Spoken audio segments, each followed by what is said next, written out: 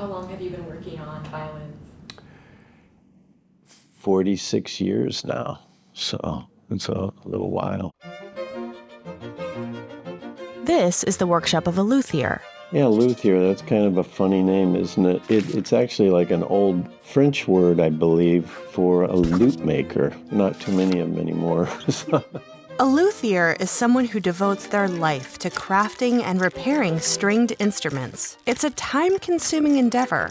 I would say that restoration would generally start around 200 hours for a more simple one. And, it could go 1,500 hours. So it's quite a dedication to someone else's instrument. We do the same level of work, whether it's a $1 million Amati from, 1630 or a $100,000 modern Italian made in 1890. That $100,000 violin could be someone's family treasure. $100,000 and $1 million may both sound like a lot of money to put toward a single instrument, and 1890 may not seem all that modern. But this workshop has seen some of the oldest and most historically consequential violins in the world. Ever heard of Stradivari? When I was 23 years old, back in 1981, I worked on my first Strad.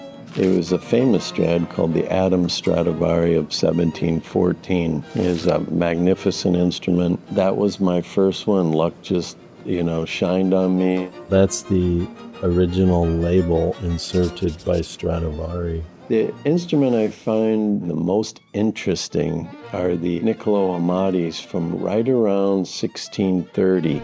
Niccolo Amati came from a long line of expert luthiers, who all started dying from the plague around 1630. This made Amati the only major violin maker of the time. If it weren't for him, the violin as we know it wouldn't exist. Without Amati's teachings, traditional ways of violin making could have been lost forever. Instead, today's woodworkers use some of the same tools that Amati and Stradivari used. This is a very old pair of dividers, and this is its more modern equivalent. Back in Stradivari's time, they had very much the same thing.